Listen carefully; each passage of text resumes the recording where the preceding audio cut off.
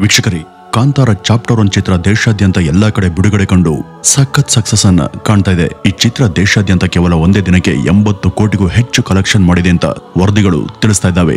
ಈ ಚಿತ್ರದಲ್ಲಿ ರಿಷಬ್ ನಟನೆಗೆ ಜನ ಮೆಚ್ಚುಗೆಯನ್ನ ವ್ಯಕ್ತಪಡಿಸಿದ್ದಾರೆ. ಅದೇ ರೀತಿ ಈ ಸಿನಿಮಾದಲ್ಲಿ ಕನಕಾವತಿಯಾಗಿ ಕಾಣಿಸಿಕೊಂಡಿರುವಂತಹ ಕಾಂತಾರದ ಬೆಡಗಿ ರುಕ್ಮಿಣಿ ವಸಂತ್ ಇದೀಗ ಪ್ಯಾನ್ ಇಂಡಿಯಾ ಲೆವೆಲ್ ನ ಕ್ರಶ್ ಆಗಿದ್ದಾರೆ. ತುಂಬಾ ಜನಕ್ಕೆ ಇವ್ರನ್ನ ಒಂದಷ್ಟು ಚಿತ್ರಗಳಲ್ಲಿ ನೋಡಿದ್ದನ್ನ ಬಿಟ್ರೆ ಇವ್ರು ಯಾರು, ಇವರ ಹಿನ್ನೆಲೆ ಏನು, ಇವ್ರ ತಂದೆ ತಾಯಿ ಯಾರು, ಇವ್ರು ಹುಟ್ಟಿದ್ದೆಲ್ಲಿ ಇದ್ಯಾವುದು ಕೂಡ ಗೊತ್ತಿಲ್ಲ. ಹಾಗಾಗಿ ಇವತ್ತಿನ ಈ ಒಂದು ವಿಡಿಯೋದಲ್ಲಿ ಈ ರುಕ್ಮಿಣಿ ವಸಂತ್ ಯಾರು, ಇವರ ಹಿನ್ನೆಲೆ ಏನು, ಇವರ ಸಿನಿ ಕರಿಯರ್ ಶುರುವಾಗಿದ್ದು ಹೇಗೆ, ಇವರ ತಂದೆ ತಾಯಿ ಯಾರು, ಇಂಥ ಹಲವು ಸಂಗತಿಗಳನ್ನ ಇವತ್ತಿನ ಈ ಒಂದು ವಿಡಿಯೋದಲ್ಲಿ ನಿಮಗೆ ತಿಳಿಸ್ತಾ ಇದ್ದೀವಿ.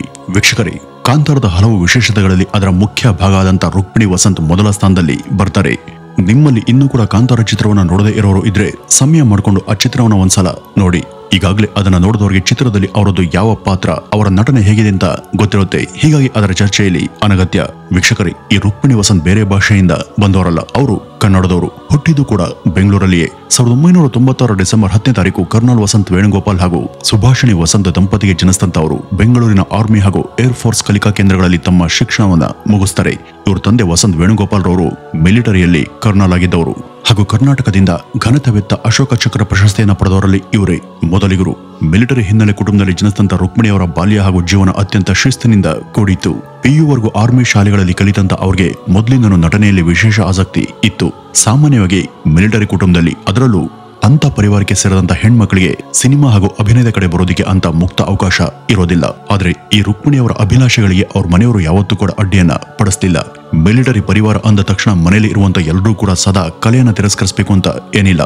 ಹಾಗೆ ನೋಡಿದ್ರೆ ಈ ರುಕ್ಮಿಣಿಯವರ ಪರಿವಾರ ಕಲಾವಿದರನ್ನು ಕೂಡ ಒಳಗೊಂಡಿತ್ತು. ಇವರ ತಾಯಿ ಹಾಗೂ ಅಜ್ಜಿ ಇಬ್ರು ಕೂಡ ಉತ್ತಮ ಭರತನಾಟ್ಯ ಕಲಾವಿದರಾಗಿದ್ರು. ಅವರ ನಾಟ್ಯ ಪ್ರದರ್ಶನಗಳನ್ನ ಬಾಲ್ಯದಿಂದಲೇ ನೋಡ್ತಾ ಬೆಳೆದಂತ ರುಕ್ಮಿಣಿ ಅವರಿಗೆ ನಟನೆಯ ಮೊದಲ ಕಿಡಿ ತಾಗಿದ್ದೆ ಅಲ್ಲಿಂತ ಹೇಳಬಹುದು. ತನಗೆ ಎಜುಕೇಶನ್ಗಿಂತನೂ ಕೂಡ ಕಲೆ ನಟನೆಯಲ್ಲಿ ಹೆಚ್ಚು ಅಭಿರುಚಿ ಹಾಗೂ ಪ್ರತಿಭೆ ಇದೆ ಅಂತ ಅವ್ರಿಗೆ ಅವರ 15ನೇ ವಯಸ್ಸಿನಲ್ಲಿ ಅನ್ಸೋದಕ್ಕೆ ಶುರುವಾಗಿತ್ತು. ಆದ್ರೆ 12ನೇ ತರಗತಿ ಮುಗಿಯೋವರೆಗೂ ನಟನೆ ಕಡೆ ವಾಲೋದು ಬೇಡ ಎಂಬ ಮನೆಯವರ ಕಟ್ಟಳೆಯನ್ನ ಅವರು ಮೀರುವಂತಿರಲಿಲ್ಲ. PU ಮುಗಿದ ತಕ್ಷಣ ಅವರು ಆಕ್ಟಿಂಗ್ ಕ್ಲಾಸ್ಗೆ ಸೇರ್ತಾರೆ. ನಟನೆಯಲ್ಲಿ ತಮ್ಮ ಡಿಗ್ರಿಯನ್ನ ಪಡೆಯಬೇಕು ಎಂಬ ಇಚ್ಛೆಯಿಂದ ಇಂಗ್ಲಿಷ್ ಥಿಯೇಟರ್ಗಳಲ್ಲಿ ಸ್ಕಿಟ್, ಮೋನೋಲಾಗ್ ಹಾಗೂ ಕೆಲ ಬೇಸಿಕ್ ವರ್ಕ್ಶಾಪ್ಗಳಲ್ಲಿ ಅವರು ನಿರತರಾಗ್ತಾರೆ. ಲಂಡನ್ನ ಬ್ಲೂಮ್ಸ್ ಬರಿಯಲ್ಲಿ Royal Academy of Dramatic Arts ನಲ್ಲಿ ಅವರು ತಮ್ಮ ಆಕ್ಟಿಂಗ್ ಪದವಿಯನ್ನ ಪಡಿತಾರೆ. ಆ ಮಾಡರ್ನ್ ಪಾಶ್ಚಾತ್ಯ ರಂಗಭೂಮಿಯ ಕಲಿಕಾ ಅನುಭವ ಅವರಿಗೆ ನಟನೆಯ ಹಲವು ಆಯಾಮಗಳನ್ನ ಮೈಗೂಡುವಂತೆ ಮಾಡಿತ್ತು. ಮೇಲಾಗಿ ಅವರ ಈ ಎಲ್ಲಾ ಪ್ರಯತ್ನಗಳೂ ಅವರ ತಂದೆ ತಾಯಿಯವರ ಪ್ರೋತ್ಸಾಹ ಕೂಡ ಸದಾ ಇತ್ತು. ಅವರು UK ಥಿಯೇಟರ್ಗಳಲ್ಲಿ one of the best performer ಅಂತ ಹೆಸರನ್ನ ಪಡೆದಿದ್ರು. ಅದಲ್ಲದೆ ಅದು ವಿಶ್ವದ ನಂಬರ್ 1 ನಟನೆ ಅಕಾಡೆಮಿ ಕೇಂದ್ರ ಎಂಬ ಹೆಗ್ಗಳಿಕೆಗೆ ಪಾತ್ರರಾದಂತ ಸ್ಥಳ.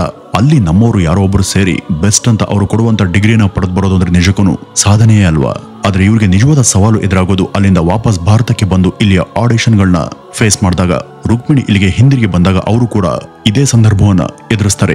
ನಾಟಕಗಳಲ್ಲಿ ಸೈ ಅನ್ಸ್ಕೊಳ್ಳೋದು ಬೇರೆ, ಸಿನಿಮಾ ಅವಕಾಶ ಪಡೆಯೋದೇ ಬೇರೆ. ಅವರ ಮುಖ್ಯ ಉದ್ದೇಶ ಇದ್ದದ್ದು ನಟನೆ.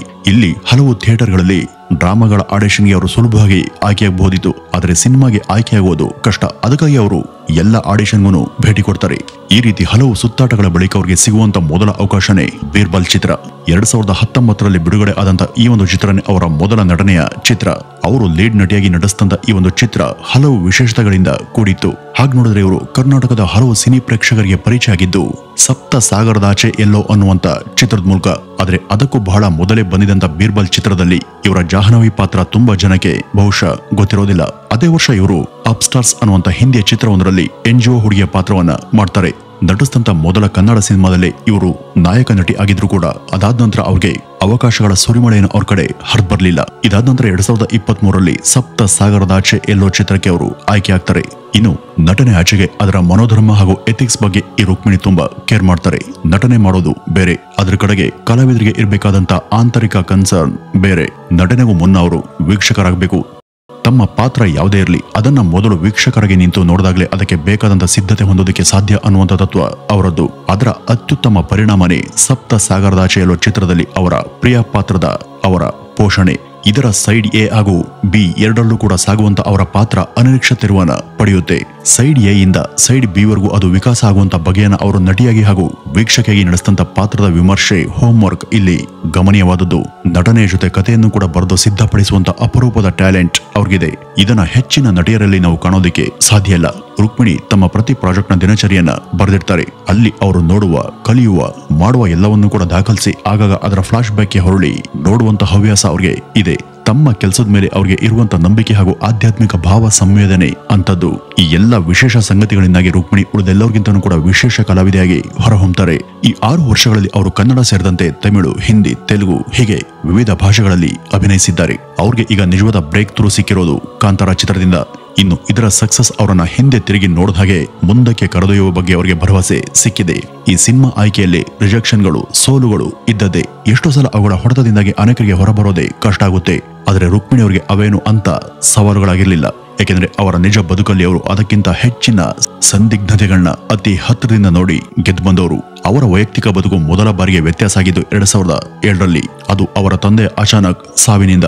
ಆಗಿನ್ನೂ ಕೂಡ ಅವರಿಗೆ ಕೇವಲ 11 ವರ್ಷ ವಯಸ್ಸು. ಆ ಒಂದು ಸಮಯದಲ್ಲಿ ಇವ್ರ ತಂದೆ ಮಿಲಿಟರಿಯಲ್ಲಿ ಕಮಾಂಡಿಂಗ್ ಆಫೀಸರ್ ಆಗಿ ಕೆಲಸ ಮಾಡ್ತಿದ್ದವರು. ಜಮ್ಮು ಕಾಶ್ಮೀರದ ಬಳಿ ಇರುವಂತ ಉರಿ ಅನ್ನುವಂತ ಇಂಡೋ ಪಾಕ್ ಬಾರ್ಡರ್ ನಲ್ಲಿ ಅವರು ಸೇವೆಯನ್ನ ಮಾಡ್ತಿದ್ದಾಗ ಅಕ್ರಮ ಶಸ್ತ್ರ ಸಜ್ಜಿತ ಶತ್ರು ಪಾಳ್ಯದ ನುಸುಳುಕೋರನ್ನ ಅವರು ತಡೆಯುವಂತ ಪ್ರಯತ್ನದಲ್ಲಿ ಇರುವಾಗ ಉಗ್ರರ ಮಾರಕ ದಾಳಿಗೆ ಅವರು ಬಲಿಯಾಗ್ತಾರೆ. ಅವ್ರ ಜೊತೆ ಇತರರು 8 ಜನ ಸೇರಿದಂತೆ ಒಬ್ಬ ರೇಡಿಯೋ ಆಪರೇಟರ್ ಕೂಡ ಅಲ್ಲಿ ಬಲಿಯಾಗಿದ್ದು ಆಗ ಸುದ್ದಿಯಾಗಿತ್ತು. ಈ ಒಂದು ಕಾರ್ಯಾಚರಣೆಯಲ್ಲಿ ಉಗ್ರರ ವಿರುದ್ಧ ಧೈರ್ಯವಾಗಿ ಹೋರಾಡಿ ಬಲಿಯಾಗಿದ್ರು. ಮತ್ತೆ ಅವರ ಶೌರ್ಯವನ್ನು ಗೌರವಿಸಿ ಅವರಿಗೆ ಅಶೋಕ ಚಕ್ರ ಪ್ರಶಸ್ತಿಯನ್ನ ಮರಣೋತ್ತರವಾಗಿ ಕೊಡಲಾಗಿತ್ತು. ಬಹಳ ಬೇಗ ಇವರು ತಂದೆಯವರನ್ನ ಕಳೆದುಕೊಳ್ಬೇಕಾಗಿ ಬಂದಿತ್ತು.